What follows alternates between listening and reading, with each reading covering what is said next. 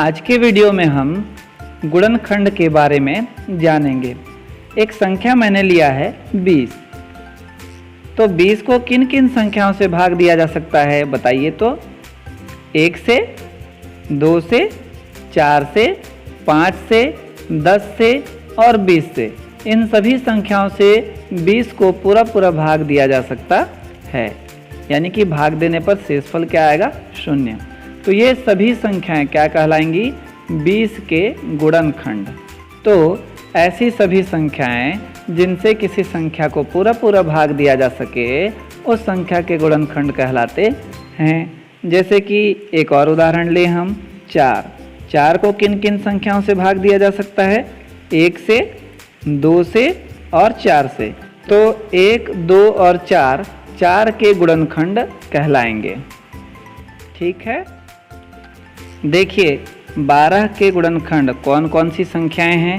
1, 2, 3, 4, 6 और 12। इन सभी से 12 को पूरा भाग दिया जा सकता है।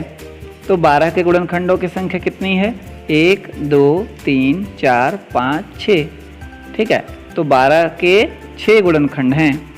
तो ऐसी संख्याएं जिनके गुणनखंडों की संख्या 2 से अधिक हो, यहाँ पे 6 गुणनखंड है यानी कि 2 से अधिक गुणनखंड हैं इसके, तो ऐसी संख्याएं कहलाएंगी भाज्य संख्या। ऐसी सभी संख्याएं जिनके गुणनखंडों की संख्या 2 से अधिक हो भाज्य संख्याएं कहलाती हैं। अच्छा, एक और संख्या देखिए 7 के गुणनखंड कौन कौन सी संख्या होगी?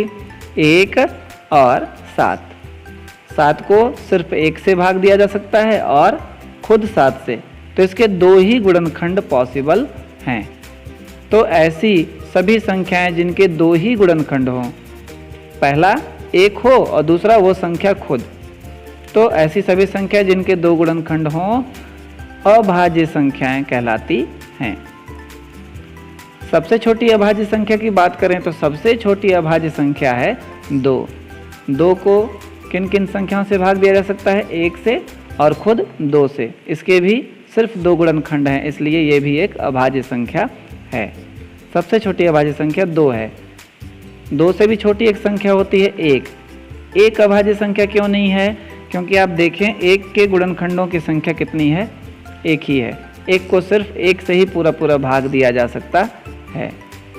हमने अभी क्या सीखा है कि अभाज्य संख्या के 2 गुणनखंड होने चाहिए, लेकिन 1 के तो 1 ही गुणनखंड हैं, तो ये अभाज्य नहीं है और भाज्य भी नहीं है, क्योंकि भाज्य के गुणनखंडों की संख्या 2 से अधिक होनी चाहिए, जबकि इसके गुणनखंडों की संख्या तो सिर्फ 1 है।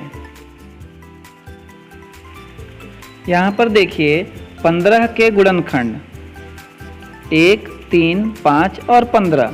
16 के गुणनखंड 1, 2, 4, 8 और 16। तो देखें दोनों संख्याओं के गुणनखंडों में तुलना करें तो आप देख रहे हैं कि 1 दोनों के ही गुणनखंड हैं, और 3 है क्या दोनों में? 2 है क्या दोनों में? 4 है क्या? 5 है क्या? 8 है क्या? या फिर 15 या 16? तो आप देख रहे हैं कि 1 के अलावा और कोई भी संख्या दोनों में नहीं है। तो दोनों में उभयनिष्ठ गुणनखंड क्या है? 1 है।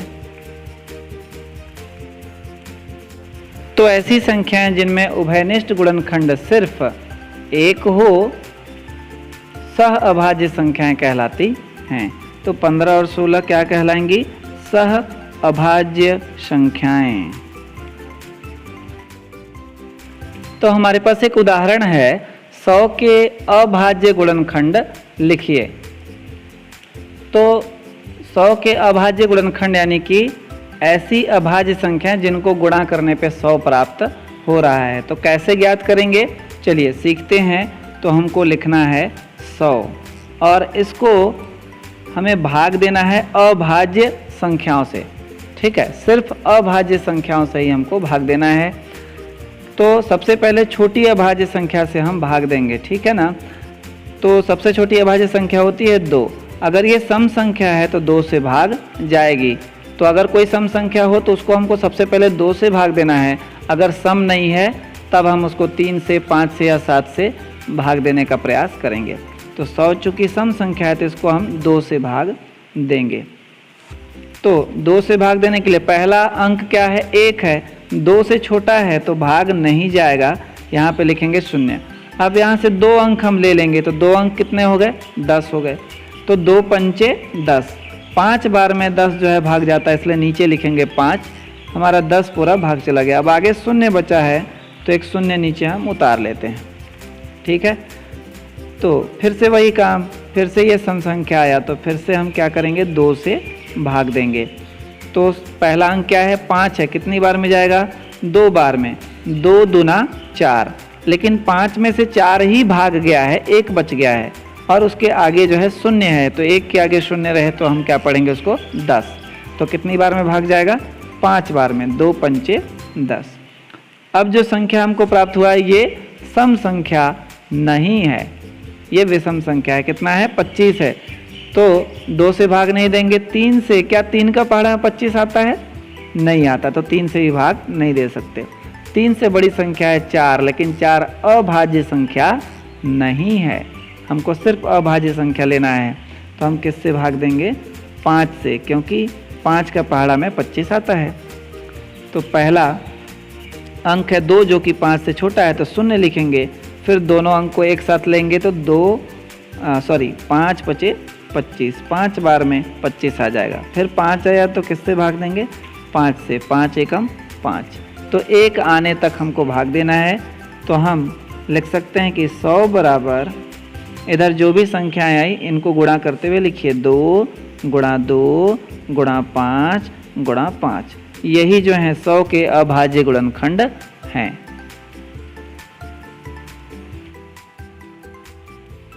दूसरा उदाहरण है 625 के अभाज्य गुणनखंड ज्ञात कीजिए।